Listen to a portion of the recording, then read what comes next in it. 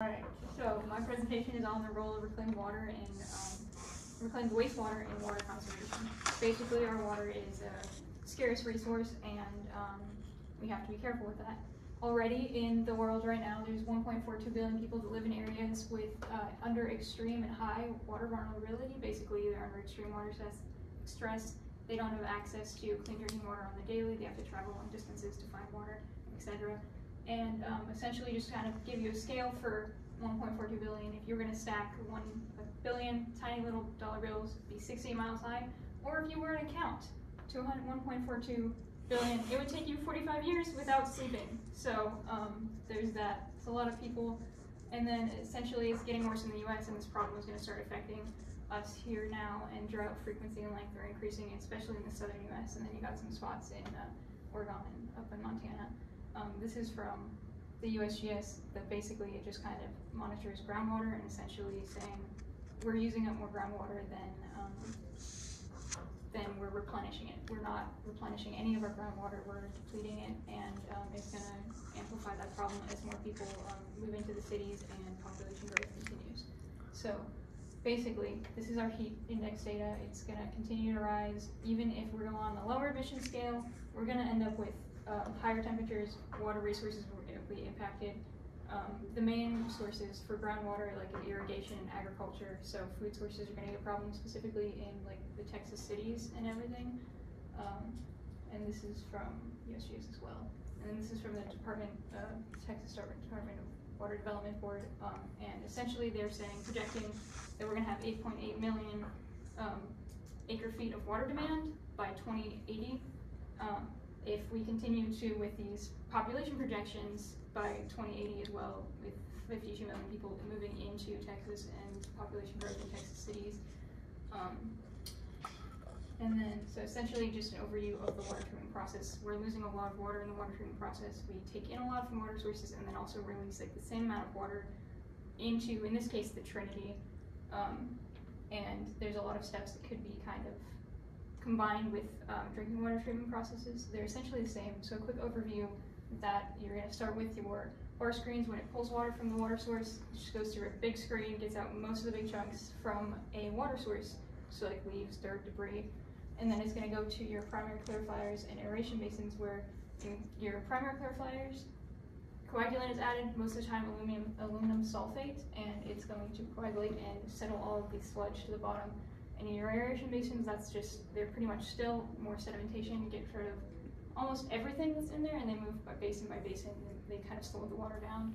And then when we move into the clarifiers, it's essentially the same thing as a primary, just on a smaller scale, smaller filters, smaller particles that they're removing, and then sludge goes to the anaerobic digesters, which is used for to make biosolvents.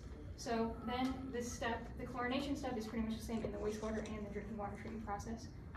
Except for the wastewater drinking treatment process, you have to remove the chlorine before it's released as effluent into, in this case, the Trinity, and add back in oxygen so that it doesn't create dead zones into the river where we're releasing it. And in drinking water treatment processes, which I think I have, you want to keep the chlorine in the treated water. You need chlorine residuals in treated water so that way when it's being distributed through the pipes and to municipalities and houses and businesses, that it stays safe and those pipes are pressurized. And then also in your disinfectant step, which is the same as the chlorination step on the previous slide, they also add in their corrosion controls so it doesn't, like the chlorine doesn't degrade the pipes and then you get lead poisoning and stuff. And so the main differences between the wastewater treatment process and the drinking water treatment process is just the last step, what you remove at the end, and then filtration. You filter based on kind of what result you want, and if we use some of the more, this is the chemicals, the aluminum sulfate is the common coagulant used in flocculation and sedimentation. And then they also have a whole bunch of other ones, but that's the main one used, and it's used in Westside and the one over here. So, but all of that stuff would also be removed through filtration, which is the same in your wastewater and your drinking water treatment, except you can kind of adjust the filtration process based on what level of cleanliness you want. And if you're going to send all the water into the river and you don't need it super pure, then they're going to cut out that step. But if we combine all of the steps, we're going to save chemicals from removing and adding. You're going to save like space, land space from building the infrastructure and reusing some of that. But this is the membrane treatment filtration process, and this is the most effective one. Essentially, you go through these straws. You can kind of picture like a roll of corrugated cardboard.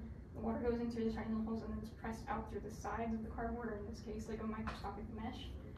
4 meters. And that's going to remove, it's about right here for reverse osmosis and nanofiltration is where the membrane kind of falls. The regular granular filtration is what's used in the drinking water process in a lot of drinking water plants. So it's not getting out a lot of like the smaller stuff, and then micro and ultra is also used in like wastewater depending on the use. So the metal ions is the main difference in between those two on that one, and then the drinking water like needs those chlorine residuals, so you don't have to remove it. So you'd be saving water and chemicals, and without like removing and adding the chlorine at the end and oxygen. And then there's your graph of your chlorine dispersal through the pipes that's needed depending on how far away you are from the water treatment plants, and they regulate all this along with pH and oxygen levels so we don't create dead zones and stuff in the pipes. So essentially we're already doing this, just less directly. Fort Worth releases effluent into the Trinity, and Dallas uses the Trinity as a drinking water source.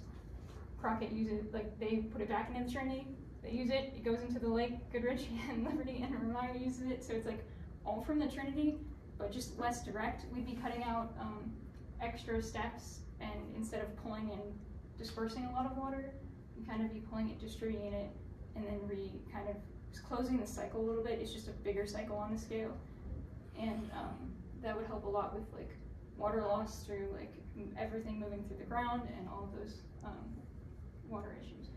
And then also the treated wastewater is already cleaner than surface water sources. And some surface water sources, depending on where they are geographically, soils and stuff, sometimes they have like arsenic and like different chemicals in there.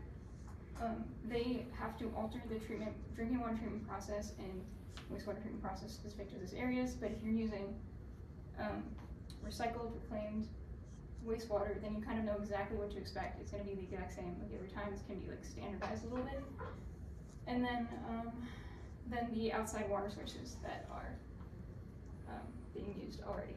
So just a combined process. They're kind of all integrated. You have your same like studs processing for your aeration tanks, your disinfection and your settling tanks and aeration basins, and the basins over here. And then the main difference at the end would be the filtration, and sometimes instead of chlorine they use UV light.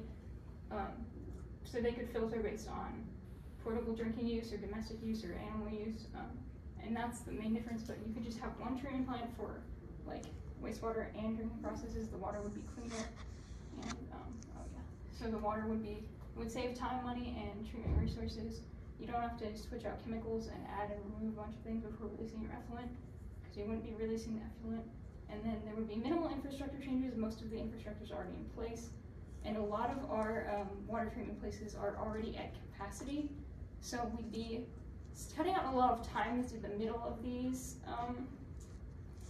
treatment processes. It's like some of them, they'll take like 6 to 8 hours for the water to reach fully, and it's going to fully reach the end of each one. So that's like 16 hours instead of just doing it once, and you get more water. And with more people moving into the cities and population growth, water demand is rising. So the main point is treated effluent is water that is cleaner than water pulled directly from sources, and it makes safer drinking water than water pulled from water sources. And those are my beautiful references.